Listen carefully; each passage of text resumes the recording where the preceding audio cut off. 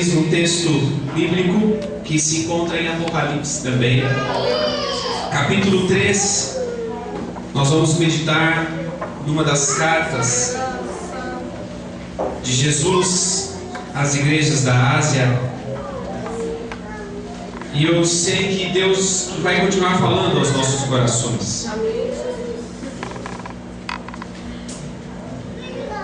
Não porque nós temos alguma coisa para oferecer, mas certamente porque o Espírito de Deus está aqui. A palavra de Deus está aberta. Quando Deus fala, nós nos calamos.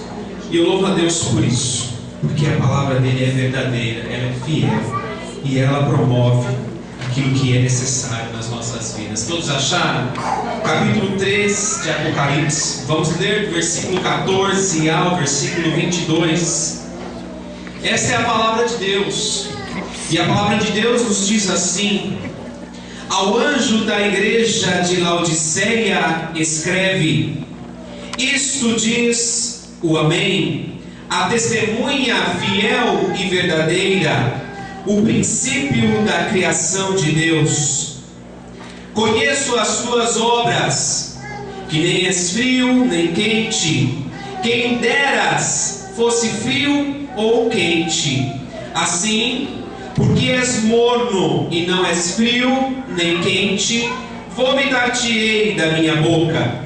Dizes: rico sou e estou enriquecido, e de nada tenho falta.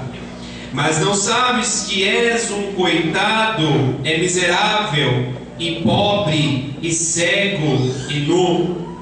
Aconselho-te que de mim compres ouro refinado no fogo, para que te enriqueças, e vestes brancas, para que te vistas, e não seja manifesta a vergonha da tua nudez, e colírio para ungir-te os teus olhos, a fim de que vejas. Eu repreendo e corrijo a todos quanto amo, portanto, sê zeloso e arrepende-te. Eis que estou à porta e bato. Se alguém ouvir a minha voz e abrir a porta, entrarei em sua casa, e com ele cearei, e ele comigo. Ao que vencer, dar-lhe-ei a sentar-se comigo no meu trono, assim como eu venci e me assentei com meu Pai no seu trono. Quem tem ouvidos, ouça o que o Espírito diz às igrejas. Amém? Mais uma vez vamos nos dirigir a Deus em oração, para que o Senhor continue a falar aos nossos corações. Pastor orou apresentando as nossas vidas diante de Deus, a vida do pregador, e eu quero orar nesta hora consagrando os nossos ouvidos, para que de fato nós possamos ouvir a voz de Deus. Amém. Senhor amado, Deus bendito e santo, eu te louvo, Pai, pela vida dos teus filhos, ó Pai, pela vida do pastor desta igreja, Senhor. O Senhor tem o direcionado, o Senhor tem o sustentado, o Senhor tem sido, Senhor, usar os teus filhos, ó Pai, como instrumento deste lugar. Pai, nesta hora, Senhor, nós queremos consagrar as nossas vidas, os nossos ouvidos, ó Pai, para que possamos ouvir a Tua palavra. Nós te pedimos, ó Pai, que a Tua bênção, que o Teu cuidado, que o Teu agir, que Teu Espírito tenha liberdade em nossos corações. Senhor, aquilo que possa bloquear o agir do Teu Espírito, ó Pai, nós repreendemos os nomes santos de Jesus, porque este lugar é um lugar de adoração, este lugar é um lugar de liberdade. O Teu Espírito tem liberdade para agir em nossas vidas, ó Pai. Fala com cada um dos Teus filhos, ó Pai. É o que eu te peço e te agradeço, em nome de Teu Filho amado Jesus Cristo. Amém e amém. Podem tomar assento, amados, podem tomar assento. Estávamos pensando na possibilidade de vir aqui hoje, e aí tudo calhou de nós estarmos aqui, e aí foi nos falado: ó, se você for, a palavra já é sua. Falei: Jesus, dá-me graça, né? Não é fácil, irmãos, assumir a tribuna, não é uma coisa fácil de se fazer, porque a responsabilidade da palavra de Deus é muito grande para as nossas vidas. E aí então nós pensamos em trabalhar e falar desse texto que está mais fresco no nosso coração. Nós tivemos já a liberdade de meditar em cima desse texto. E o Senhor me trouxe ao coração então falar à igreja este texto. E aí a pergunta fica: mas esse texto, o que esse texto tem a ver com a festa que está acontecendo? Tem tudo a ver, porque nós somos igreja. Este texto, parece que eu já ouvi alguém pregando este texto, e esse texto vai falar sobre repreensão, correção, Deus mostrando que está errado e tem que consertar. É interessante, irmãos, porque nós olhamos a repreensão, o castigo com algo duro, mas a repreensão, o castigo é sinal do amor de Deus. Nesse texto mesmo tem uma citação dizendo: eu corrijo e castigo aqueles quem eu amo. Aleluia. Então, se Deus ainda está olhando para nós, se Deus ainda está nos avaliando, se Deus ainda está atentando os seus olhos, as suas mãos, se Ele ainda está se direcionando a nós como igreja, é motivo de nós exaltarmos ao Senhor, porque Ele ainda se importa conosco, Ele ainda nos ama. Eu louvo a Deus por nós estarmos aqui num ambiente de festa, de agradecimento. É sinal que nós sabemos que Deus é soberano, nós sabemos que Ele é poderoso, que Ele está na frente de todas as coisas. E se nós estamos parando esses dias para comemorar isso, para agradecer a Deus, é sinal que nós sabemos quem Deus é. Mas hoje, nesta noite, o Senhor me leva ao coração a oportunidade de nós avaliarmos a nossa vida, o nosso coração, a nossa caminhada diante dele. É interessante porque este texto é direcionado a uma igreja em específico, a igreja da Laodiceia, da cidade de Laodiceia. É uma cidade importante, ficava na Ásia Menor. Essa igreja era uma igreja que tinha características interessantes que nós podemos entender. Quando você olha o capítulo 2 e o capítulo 3, que são cartas direcionadas a algumas igrejas da Ásia Menor, nós vamos perceber que essas cartas, Jesus, quando disse para João escrever essas cartas, Jesus estava preocupado com duas coisas. Uma era avaliar, era pesar a igreja, colocar a igreja na balança para mostrar para a igreja os elementos do julgamento de Deus. Deus, a partir da figura de Jesus Cristo, estava julgando as igrejas aqui, não para condená-las, não para mandar as igrejas para fora, para o inferno, mas o propósito aqui era corrigir, era orientar, era avaliar a igreja. E a segunda coisa que nós estamos vendo nesse texto, nas cartas, é um norte, um sentido, uma orientação para a nossa vida como igreja. E aí a pergunta que eu me deparo neste texto é: o que é igreja? O que é ser igreja? Qual é o papel da igreja? Qual é a relação? Qual é o compromisso da igreja? Será que a igreja são as paredes? Será que a igreja é porque tem uma placa ali na frente, então vamos dizer isso aqui é uma igreja?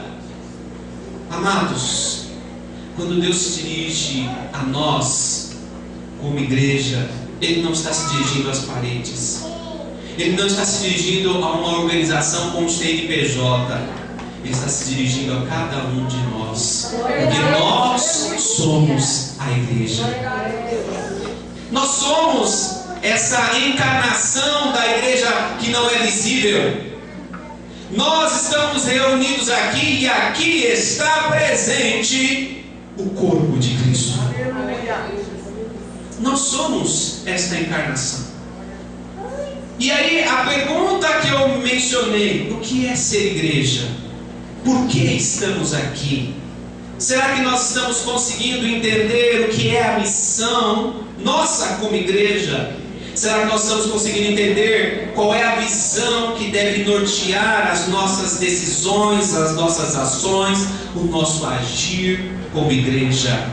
Será que nós conseguimos perseverar naquilo que nós estamos concordando diante de Deus. Então, pensar em igreja, pensar nesta carta, significa pensar um pouquinho sobre essas coisas. E eu quero me deter com vocês para nós pensarmos um pouquinho aqui. Primeiramente, eu quero pensar em quem manda a carta e quem recebe a carta. Essa carta, a partir do versículo 14, ela tem um destinatário e tem um remetente, aquele que escreve a carta. O remetente se identifica logo no início. Isto diz o Amém, a testemunha fiel e verdadeira, o soberano da criação de Deus. É interessante porque Jesus, ele se identifica na carta com algumas características que faz sentido para aquela igreja naquele contexto. Primeiro, ele diz que ele é o Amém. Se os irmãos recordam bem, aqueles que participam da escola dominical possivelmente vão recordar, Amém é uma palavra de concordância e significa assim seja. Quando nós estamos orando e no final nós dizemos Amém, nós estamos concordando com aquilo que estamos falando. E Jesus está se identificando como aquele que age em concordância. Jesus não é aquele que age em discordância. E ele se identifica como alguém que é coerente, alguém que age em concordância. E interessante porque o Amém está sempre no final, dá a ideia daquele que dá a última palavra. É interessante essa identificação que Jesus traz no texto. Jesus ainda se identifica como uma testemunha fiel e verdadeira. É interessante porque quando nós pensamos em testemunha, nós pensamos em alguém que constatou um fato e que vai dizer para aqueles que não constataram o fato que aconteceu. E aí então essa testemunha tem dois adjetivos que o qualifica. Jesus se coloca aqui como uma testemunha fiel, ou seja, nele não há falsidade. E Jesus aqui se coloca como uma testemunha verdadeira, ou seja, Jesus prima pela verdade. É interessante porque a própria identificação de Jesus à igreja de Laodiceia era já um caminho de ensinar àquela igreja algumas coisas. Primeiro, Jesus está falando que ele dá a última palavra, a palavra é dele. Vamos guardando essas informações que daqui a pouco a gente vai precisar delas para entender um pouco mais. Jesus, ele é a testemunha fiel, ou seja, ele vê todas as coisas e aquilo que ele está vendo e falando, isso é verdade. Ele não vai usar de falsidade, porque ele prima pela verdade. E aí a carta segue. Este é o remetente, aquele que escreve a carta, aquele que está dizendo essas palavras. E para quem se destina essa carta? É interessante porque o início está dizendo ao anjo da igreja de Laodiceia. Tem gente que fala, bom, é só para o pastor. Esta carta é só para o pastor. Irmãos, se Jesus está escrevendo a partir de João para a igreja de Laodiceia e ele se direciona ao anjo da igreja, não é porque é só para o pastor, é porque o anjo da igreja é a autoridade máxima dentro da igreja. O pastor é a autoridade máxima dentro da igreja e Deus respeita a hierarquia e a autoridade. Ele constituiu o anjo da igreja, então ele está se direcionando ao anjo da igreja. Mas as palavras que vão ser ditas nesta carta, ela é para toda a igreja. E ao anjo cabe a responsabilidade de transferir isso. Então Deus está direcionando esta carta à igreja de Laodiceia. Vamos pensar um pouquinho em Laodiceia.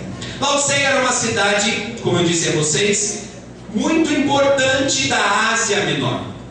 Era uma cidade que passou por grandes dificuldades, teve terremotos, teve várias coisas, mas era uma cidade rica, era uma cidade com um comércio crescente, era uma cidade abastada, era uma cidade que não tinha dificuldades financeiras. Tinha carro do ano, tinha casa do ano, tinha tudo o que você pode imaginar de bom. Era uma cidade bem abastada, rica. Eles eram tão abastados, tão ricos, que quando houve o terremoto, eles não aceitaram a ajuda do Império Romano para reconstruir a cidade. Eles desprezaram a ajuda do Império e reconstruíram a cidade. Só que essa cidade tinha algumas limitações. Uma em específico, ela não tinha suprimento de água próprio. A cidade de Laodiceia, ela tinha um suprimento de água que vinha da cidade vizinha. Não sabemos se era a cidade ao norte, que era Hierápolis, ou se era a cidade ao sul, que era a cidade de Colossos. Mas certamente Laodiceia não tinha a essência da vida, que era água. A gente sabe, quem hoje não tem água, né? Você sabe que é importante a água para nós vivermos. E Laodiceia então sofria desse problema. Só que eles resolveram muito bem, sabe? Certamente tinham dinheiro. Eles construíram aí canos de barro, e esses canos traziam a água da cidade vizinha para Laodiceia. Então, parece que todos os problemas estão resolvidos. Mas não era isso que acontecia.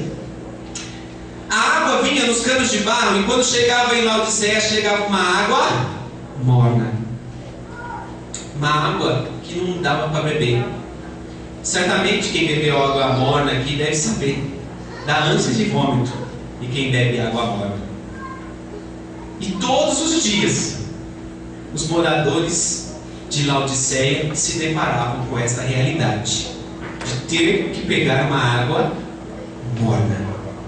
É interessante porque esta era a característica de Laodiceia. E Jesus se direciona a Laodiceia dizendo a ela, versículo 15: conheço as tuas obras. É interessante, irmãos, porque a gente olha essa afirmação e vai achar bom.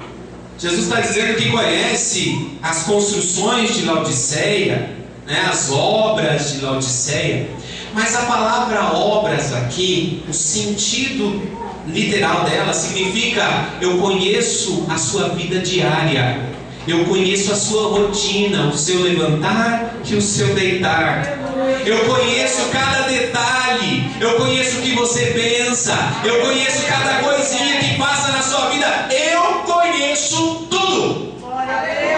Isso é maravilhoso, saber que Deus conhece todas as coisas. Isso é maravilhoso, saber que Deus esquadrinha o nosso coração, conhece nossos detalhes, conhece as nossas limitações. Ele nos conhece.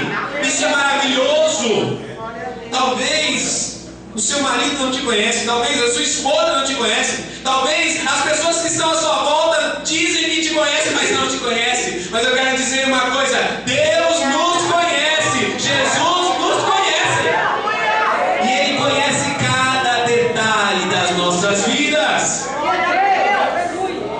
Irmãos, isso é interessante, porque quando nós entramos na igreja, parece que todo mundo é conhecido. A gente começa se identificando, os rostos assim. Parece que nós somos iguais do ponto de vista, Deus está presente. Parece que todo mundo é santo, todo mundo é espiritual. Parece que a igreja propicia este momento. Parece que as diferenças ficam de fora. Na igreja parece que a gente iguala, inclusive as classes sociais, as diferenças sociais. Parece que existe uma... Porque todo mundo aqui está para adorar a Deus, todo mundo aqui glorifica, todo mundo aqui lê a Bíblia. Glória! Parece que nós somos iguais, mas Deus sabe das nossas diferenças, Deus nos conhece. Essa é a primeira característica da carta. Jesus está dizendo: conheço as tuas obras, eu conheço a tua vida diária. É interessante, porque isso traz para a igreja de Laodiceia uma preocupação. Opa, não estou falando com alguém que não conhece. Nós não estamos nos relacionando com alguém que não nos conhece. Essa carta está vindo para nós de alguém que nos conhece. E se eu conheço, se ele conhece, ele tem autoridade para falar. E aí ele continua: conheço as tuas obras, sei que nem és frio, nem quente. Quem dera se fosse frio ou quente. Aqui, Jesus já está manifestando o desejo que Ele quer para aquela igreja. Ele está dizendo para você, para aquela igreja: vocês não são nem frio, vocês não são nem quente.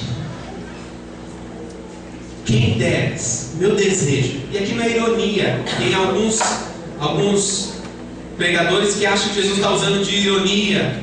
Tem alguns pregadores que até entendem errado essa ideia de ser frio e quente. Não tem nada a ver com Pentecostes.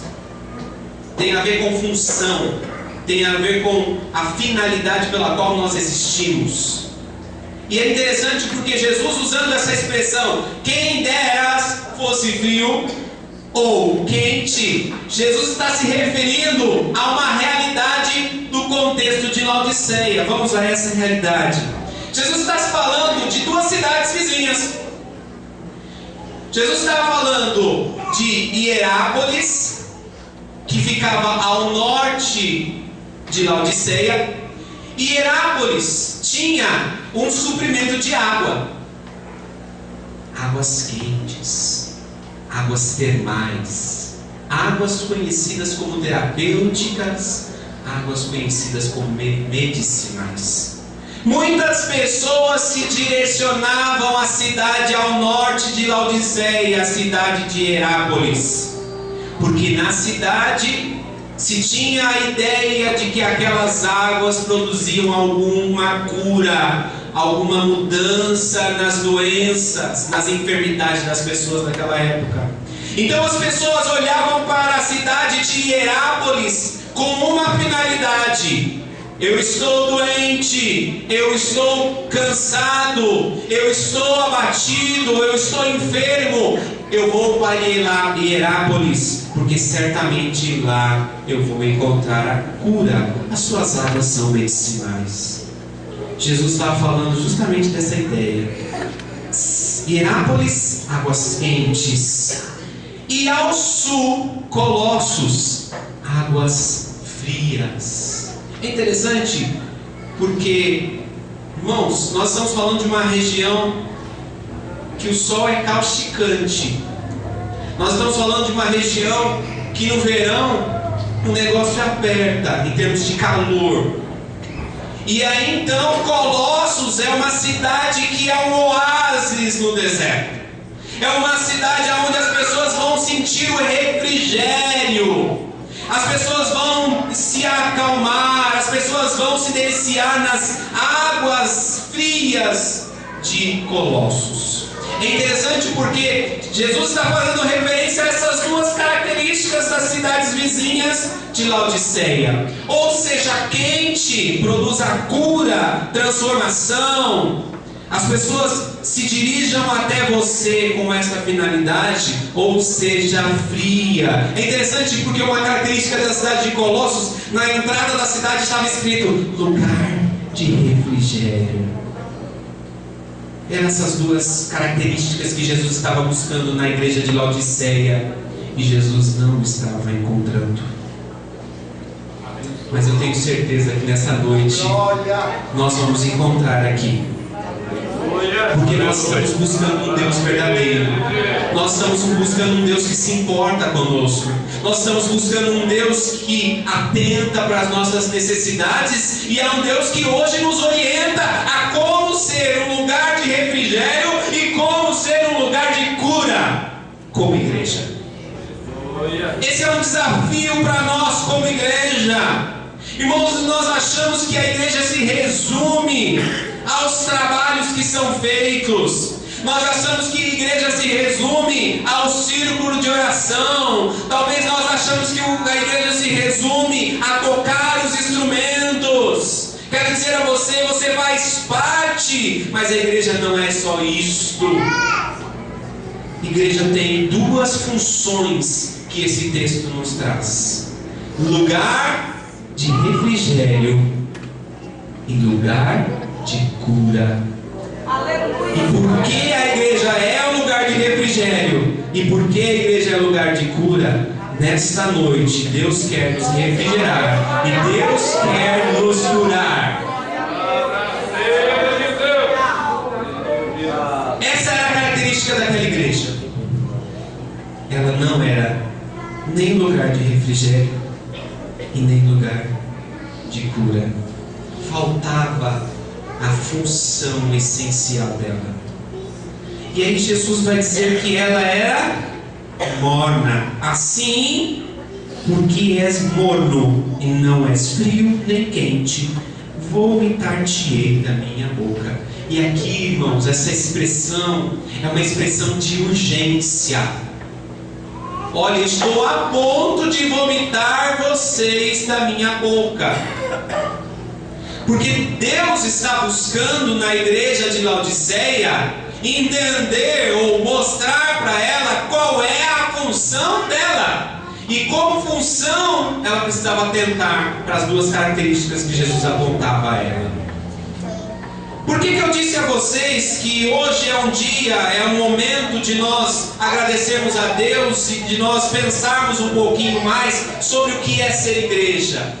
Porque hoje estamos agradecendo a Deus, mas nós precisamos avaliar tudo aquilo que fazemos ou que fizemos nesse tempo todo. Se completou um ano, vocês comemoraram o ano passado esta data e este ano vocês estão comemorando novamente. Irmãos, e na comemoração está incluso agradecimento e também está incluso avaliação. Está incluso esse, vamos olhar o que nós queremos alcançar para o próximo ano. Só que para eu querer alcançar alguma coisa, eu preciso saber o que está dando certo e o que não está dando certo, para eu não continuar errando. É interessante, e a Bíblia faz menção disso, os filhos das trevas são mais prudentes que os filhos da luz. Sabe o que os filhos das trevas fazem todo final de ano? Balanço. Para balanço. Tem algumas que faz até antes, 2, 3 vezes do ano, para fazer balanço. Círculo de oração. Chegou a oportunidade de vocês fazerem balanço. Isso é glorioso. Porque, irmãos, a gente acha que resultado num balanço não é resultado. Muito pelo contrário, é no balanço que nós avaliamos o resultado, temos direito de sobra, temos motivo de sobra para dizer a Deus: Deus, muito obrigado pelos resultados, muito obrigado pelos frutos, muito obrigado, Senhor, porque este lugar foi um lugar de refrigério durante todo este ano, este lugar foi um lugar de cura durante todo este ano. Muito obrigado, Senhor. Como nós podemos agora continuar sendo, melhorar em relação à nossa função como igreja, lugar de cura e lugar de refrigério. Como podemos ser? E aqui está a avaliação que nós precisamos fazer. Estamos caminhando para o nosso fim, mas eu gostaria de apontar algumas coisas importantes que o texto vai nos dar, as características que o texto vai trazer aqui. Jesus começa, depois que ele mostra a realidade daquela igreja, a sua disfuncionalidade, a ideia de que ela não consegue ser funcional, não consegue atingir os seus objetivos como igreja, Jesus começa a apontar algumas características interessantes. Primeiro, a ideia da igreja dizendo: vocês dizem, sou rico, estou enriquecido e de nada tenho falta. Mas não sabe-se que é um coitado miserável, pobre e serve nu. E aqui traz a primeira coisa que nós precisamos nos preocupar em relação a ser igreja. É entender, irmãos, que nós não somos nada. Nós somos limitados. Nós somos pequeninos. Deus é poderoso. Deus é supremo. Ele é a autoridade máxima. Quem é o missionário Jonas? Ele não é ninguém. Deus é tudo. Nós somos apenas instrumentos. A nossa vida é como um vento que passa, mas Deus permanece. Ele criou todas as coisas. Ele é soberano. Ele é poderoso. E era essa ideia que Jesus queria que a igreja entendesse. A igreja não era nada. E aqui é interessante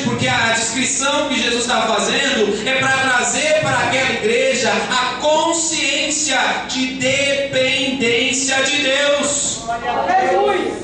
Irmãos, nós vamos seguir como igreja, nós vamos continuar produzindo resultado, quando nós continuarmos dependendo da ação de Deus. Dependendo da ação de Deus em todas as coisas, dependendo da ação de Deus naquilo que Deus está fazendo, sabendo que Ele é maior. Vamos continuar. 18. Aconselho-te que de mim compre ouro refinado no fogo, vestes brancas para que vistas, e não seja manifesta a vergonha da tua nudez, colírio para que ungires os teus olhos, para que vejas. E aqui ele está falando de 3 coisas. Primeiro, buscar aquilo que tem valor. E é interessante que o texto bíblico diz: aonde estiver o vosso tesouro, ali estará o vosso coração. E ele começa falando de ouro refinado. Irmãos, o que é que tem valor? Nós precisamos começar a medir o que é que tem valor, porque às vezes fazemos tantas coisas que não tem valor, que não tem sentido, e continuamos fazendo, porque é costume, porque alguém disse que tem que fazer. Nós precisamos começar a avaliar o que é que tem valor. Tem valor orar, tem valor ler a Bíblia, tem valor se reunir em oração, tem valor buscar a presença de Deus, tem valor caminhar atrás das almas. Isso tem valor. Irmãos, eu já cheguei a ouvir igreja discutindo qual é o copo de água que ia colocar para os irmãos beberem, se era de vidro ou se era de plástico. E chegou a dar briga dentro da igreja. Essa igreja perdeu a noção do que é que tem valor. O que é que tem valor? Vestes brancas para que veja. E aqui ele está dizendo uma vida de pureza, deixar de lado o pecado, colírio para ungir os teus olhos, para que veja. Irmãos, e aqui ele está ligando a ideia de que nós não enxergamos corretamente, mas se nós usamos o colírio do Senhor, nós temos os nossos olhos limpos. Gostaria de fazer uma ilustração para a gente aplicar e eu terminar aquilo que Deus colocou no meu coração. E para isso eu vou usar 3 escovas que tem a ver com isso que o texto está falando. 3 escovas basta para nos ajudar a entender o que Deus quer de nós nesta noite. Quero que você imagine essa escova de dente. Quero crer aqui que todos escovaram os dentes hoje. Correto? Quero crer que sim. Mas eu quero que você imagine você acordando de manhã. Você está meio sonolento ainda, você vai até o toalete, banheiro, chega lá, você pega a escova de dente e de repente você olha para a escova e entre as cerdas da escova tem um pedacinho de couve. E aí você faz uma reflexão: o que foi que eu comi ontem? E aí você chega à conclusão que você não comeu couve. Alguém usou a minha escova. Alguém usou a minha escova. Será que foi minha irmã? Será que foi o meu irmão? Será que foi o cachorrinho? Eu não sei. Você é uma pessoa sossegada. Você vai lá, tira o couve, coloca a pasta de dente e continua escovando os dentes. É assim que você faz? Não. Por que você faz isso? Porque você quer algo exclusivo para você. Escova é algo pessoal, você não compartilha. Primeira coisa que Deus estava exigindo dessa igreja: exclusividade.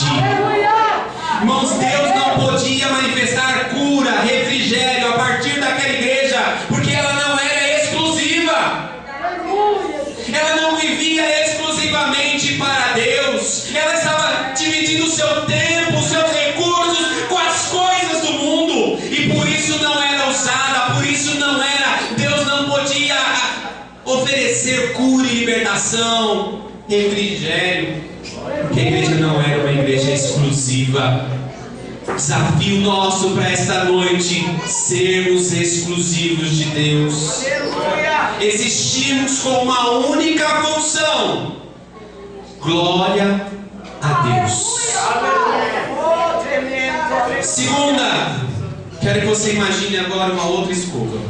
Agora essa escova ninguém usou, é só sua. Você ganhou essa escova de uma pessoa muito querida e você tem um cuidado enorme com essa escova.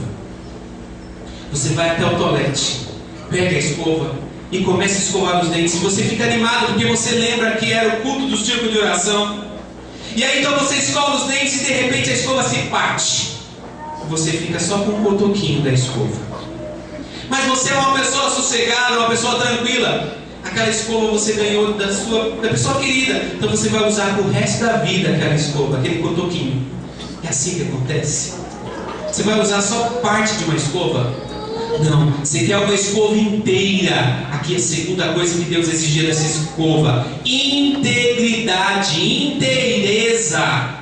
E aqui, irmãos, vai a segunda coisa que nós precisamos entender. Deus não quer só 10% do seu tempo. Deus não quer só 10% da sua oração, do seu domingo. Deus nos quer por inteiro. Deus nos quer por inteiro. E tem gente que acha que Deus só quer: bom, eu vou dar minha parte para Deus hoje. Irmãos, Deus quer tudo. É uma vida inteira, exclusiva e e nós achamos que Deus só quer parte. Deus nos quer por inteiros. Nós, sendo maus, não usamos uma escova pela metade. Como nós podemos nos conformar em que Deus nos use somente no domingo? Deus nos quer por inteiro, igreja. Sabe como a cura de Deus, a ação de Deus vai se intensificar em nosso meio? Quando nós estivermos por inteiro na presença de Deus. Em casa, no trabalho, na escola, com os amigos, negociando, falando, gesticulando. Quando você estiver por inteiro fazendo aquilo que Deus quer, Deus vai operar aonde você estiver. Lá você vai ser igreja. Esse é o nosso desafio. E para terminar, a última escova. Vocês estão vendo que ela é proposital, é branca, porque ela precisa nos lembrar de algumas coisas. Quero que você imagine agora uma outra escova. Você vai até o toalete. Você está animado, sossegado, tranquilo, mas está animado. E você começa a escovar os dentes, escova os dentes, e a escova começa a espumar. E a espuma escorre para o cabo. E o cabo fica escorregadio a tal ponto que a escova escorrega da sua mão e cai no vaso. E você percebe que alguém usou o vaso e não deu descarga. Mas você é uma pessoa sossegada. Você vai lá, põe a mão no vaso, pega a escova, dá uma chacoalhadinha, coloca a pasta de dente e continua escovando os dentes. É assim que você faz? Não. Sabe por que você não faz isso? Porque você não quer usar nada contaminado. Você não quer usar nada impuro.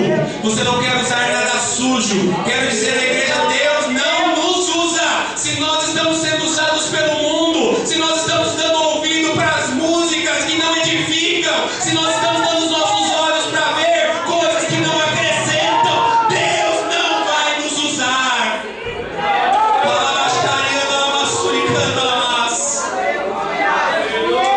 Irmãos, mas nós temos uma vantagem nesta noite. A palavra de Deus nos diz, Jesus dizendo aos discípulos: vós já estáis limpo pela palavra que vos tenho falado. A palavra de Deus nos purifica. A palavra de Deus nessa noite tem o poder de nos purificar e nos levar a entender o que é ser igreja, para avançarmos mais um ano, mais 2 anos, mais 10 anos, mais 20 anos, até quando o Senhor voltar. Coloque-se de pé, por favor, vamos orar ao Senhor.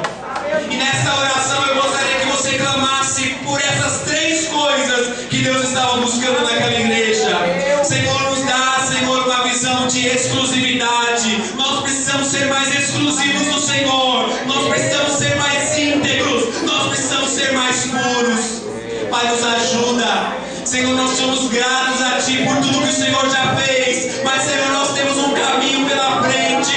Nos ajuda, nos orienta, nos sustenta. Pai, aqui está o Teu povo, aqui está a Tua igreja, Senhor. Senhor, na autoridade da Tua palavra que nós oramos, ó Pai. Nós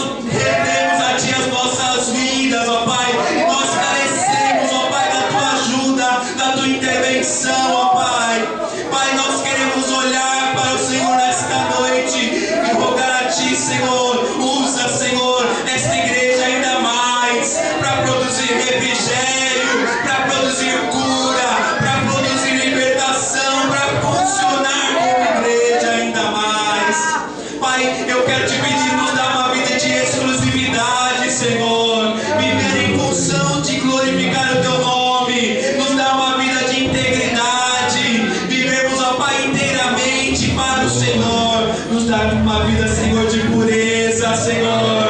Senhor, nos purificarmos através da Tua palavra. Senhor, eu quero te pedir, ó Pai, ser com os Teus filhos, ó Pai. Senhor, nos ajuda para que essa semana nós possamos viver essas coisas, ó Pai, que estão presentes na Tua palavra. Nós te pedimos, ó Pai, e já te agradecemos em nome de Jesus. Em nome de Jesus, ó Deus. Graças a Deus. Tu és fiel. Deus te maravilha. Irmãos, nós não teremos oferta, depois a gente vai cantar um rápido, bem rápido, senão não dá tempo. E tira as ofertas em nome de Jesus. Vamos participar agora da oferta.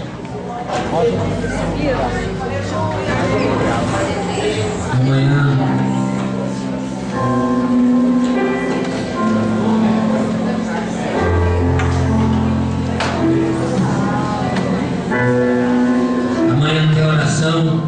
Quarta-feira, culto de adoração ao Senhor. Sexta-feira, as irmãs estarão no Jardim Santo André. É isso aí, né? Sábado.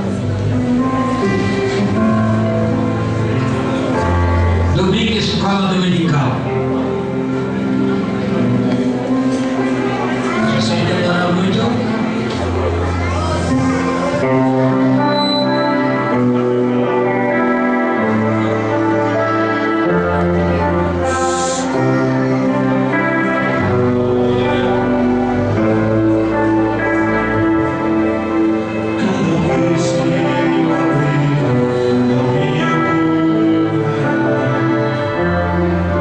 Como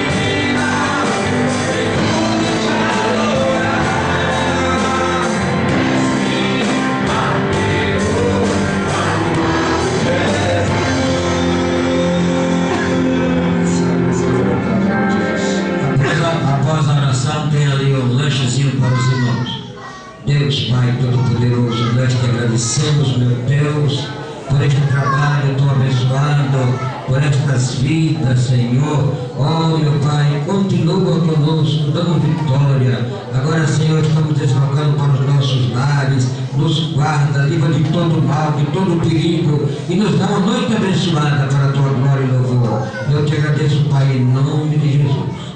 Que o amor de Deus Pai, que a graça de nosso Senhor Jesus Cristo e a doce comunhão do Espírito Santo seja com todos vós, desde agora para sempre. Amém.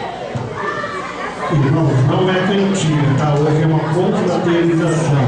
Nós vamos estejam à vontade ali na mesa do salão ao lado. Irmãos da escola dominical, não esqueçam de pegar os envelopes, tá?